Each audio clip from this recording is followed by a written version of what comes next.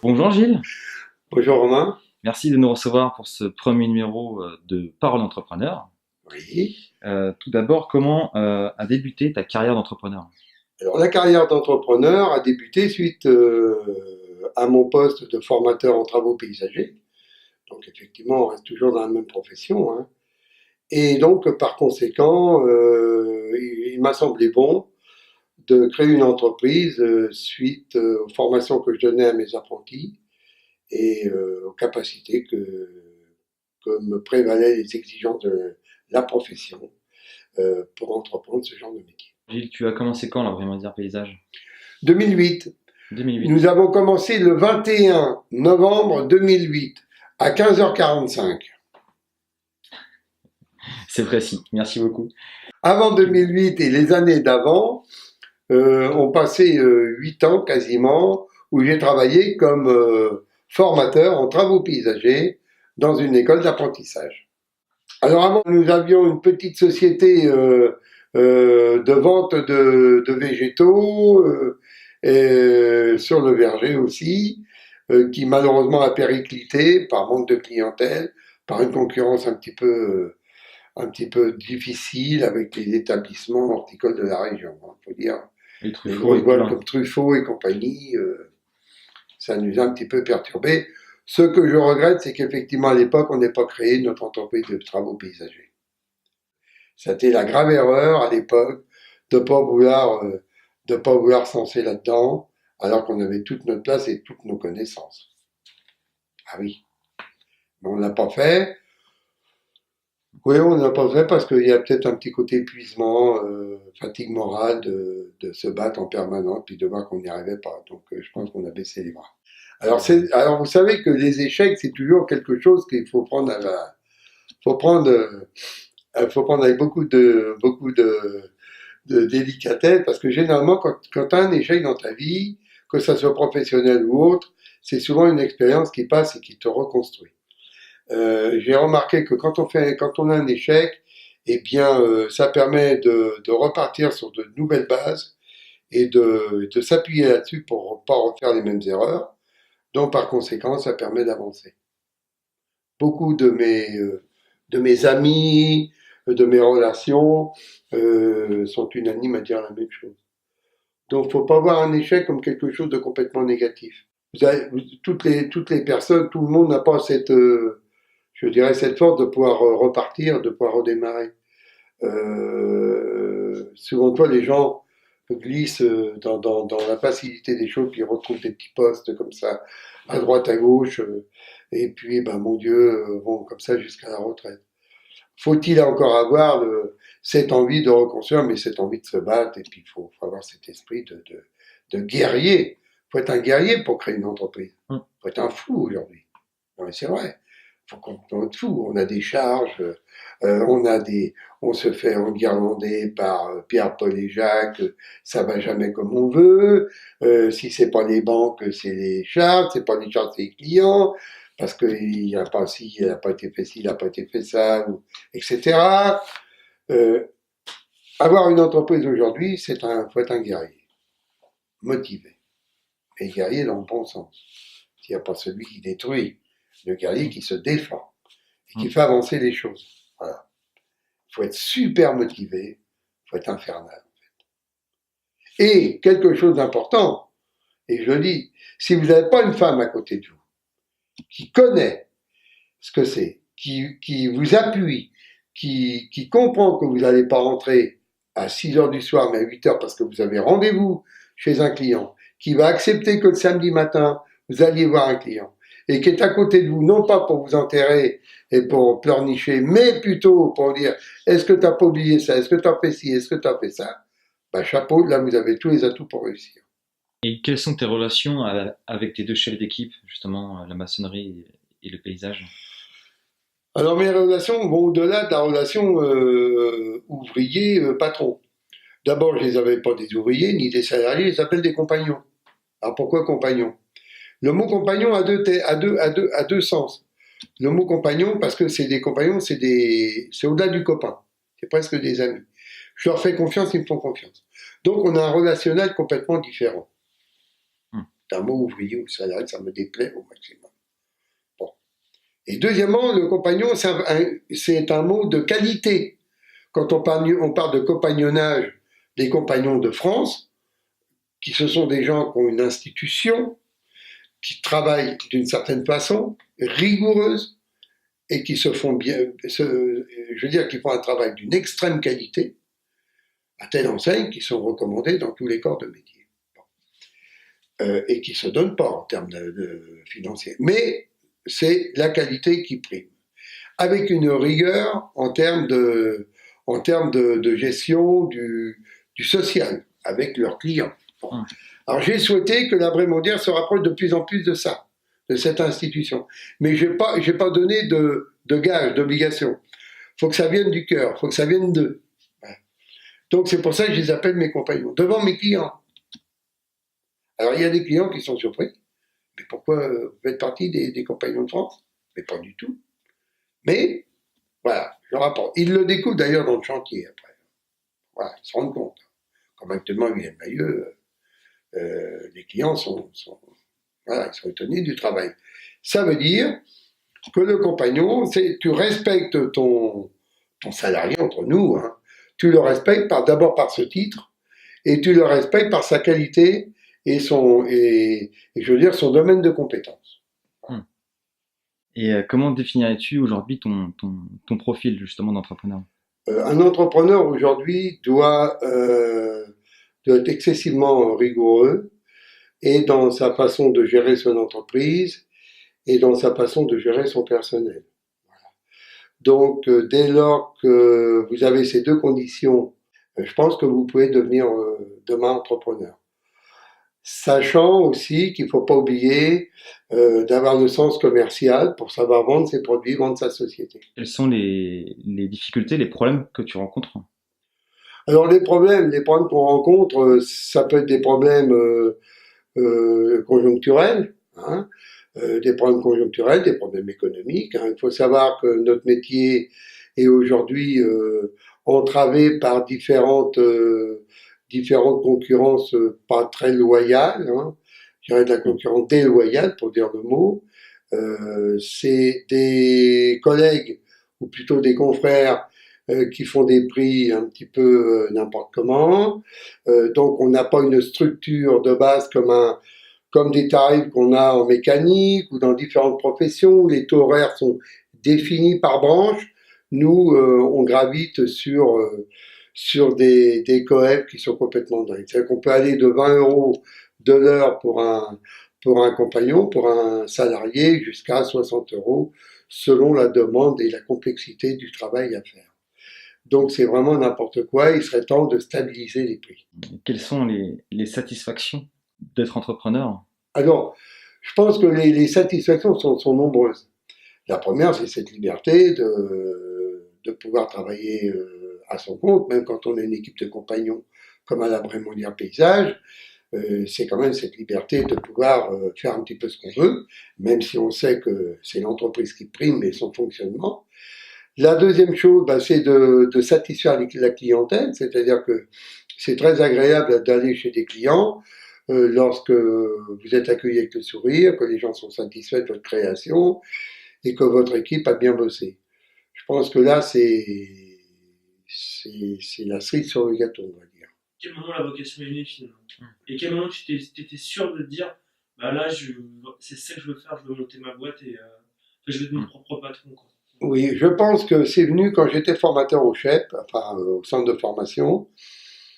En dehors du fait que j'étais heureux d'apprendre à des jeunes notre beau métier, mais je m'ennuyais.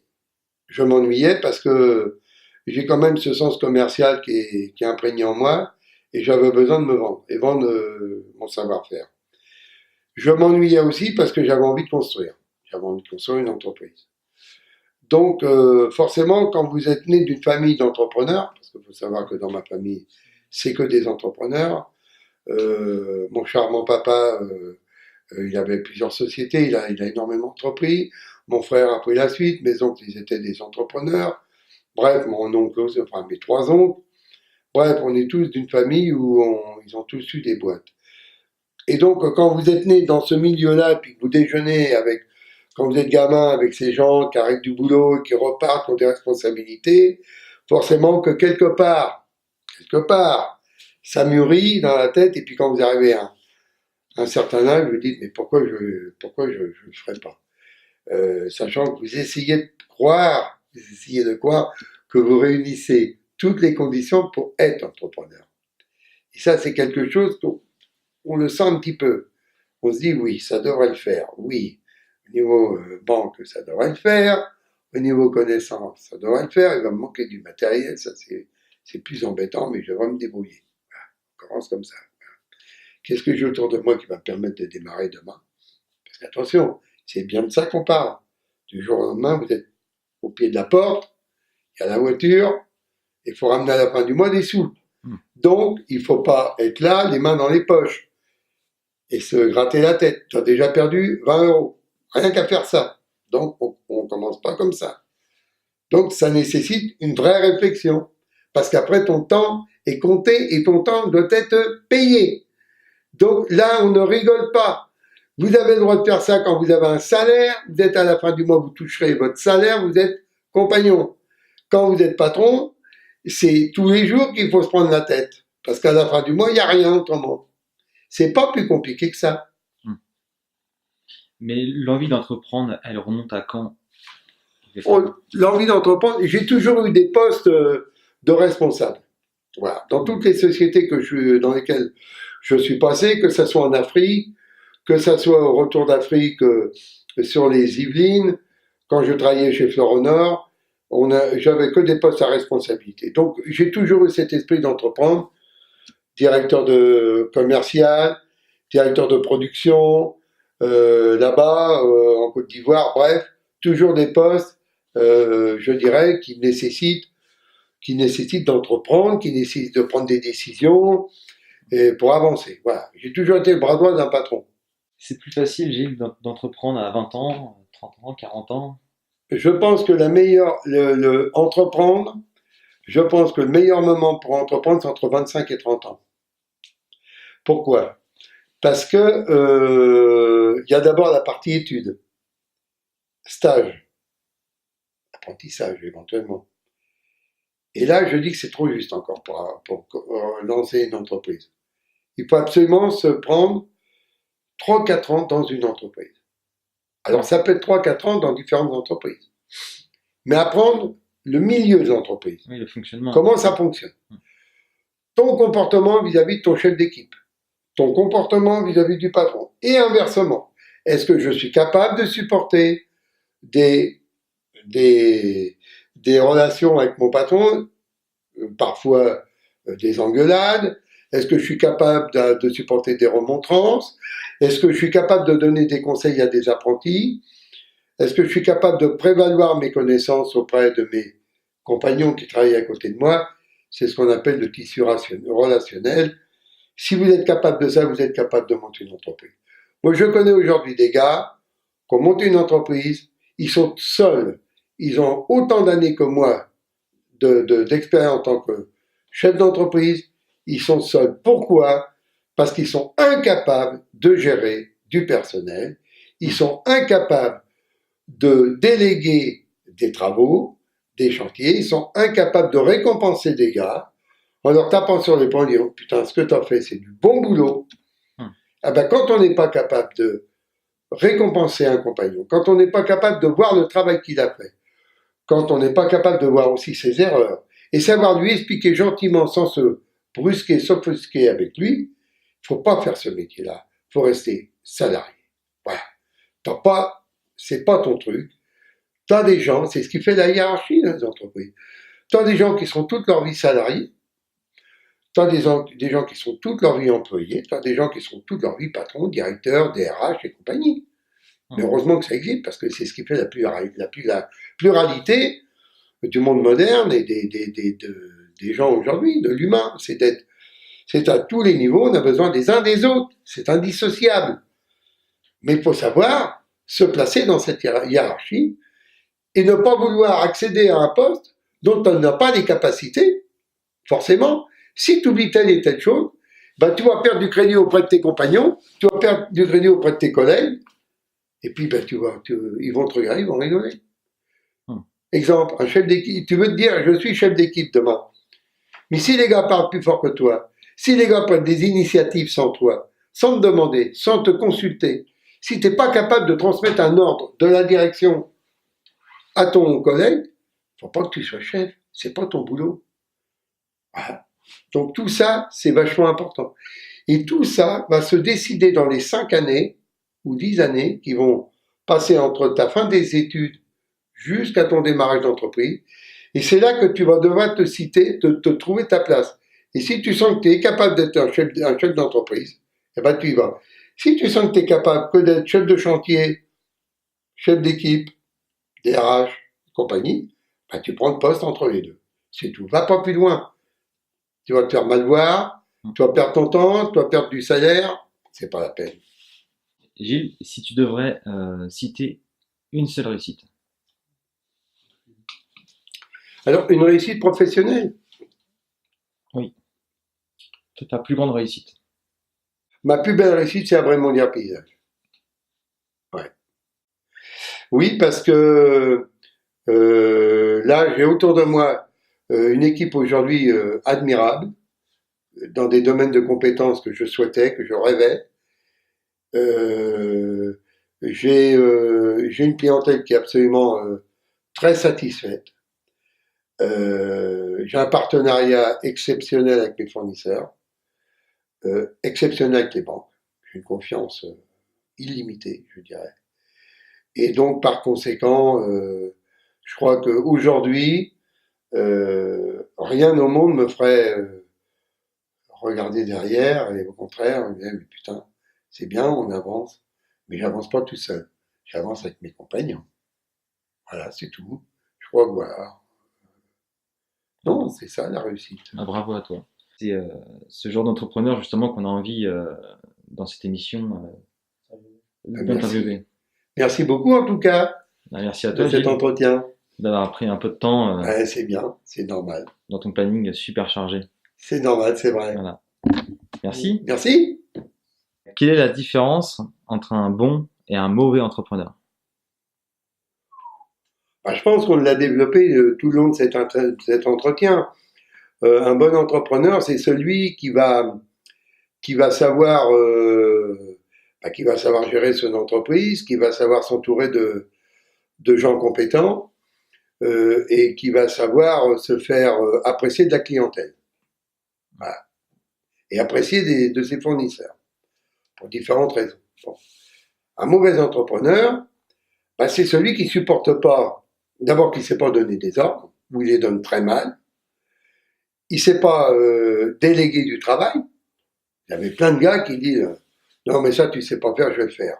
Ah non non, certainement pas ça, moi je vais te le faire, puis après tu feras derrière moi. On n'avance pas. Tu es toujours en première ligne. Le jour où tu n'es pas là, tout s'écroule, tu n'as plus rien. Voilà. Donc d'être un mauvais entrepreneur, c'est celui qui se sent irremplaçable, qui doit être sur tous les fronts, qui ne sait pas déléguer, qui ne sait pas donner des responsabilités. Ça veut dire qu'il ne sait pas faire confiance. Et ce manque de confiance dans une entreprise auprès de ses compagnons, c'est une catastrophe. C'est une catastrophe. Un mauvais entrepreneur, c'est celui qui ne sait pas féliciter ses gars, qui ne sait pas leur dire « vous avez fait du bon travail », qui ne sait pas aussi les remercier par une prime. Ça fait du bien d'avoir une petite prime en plus.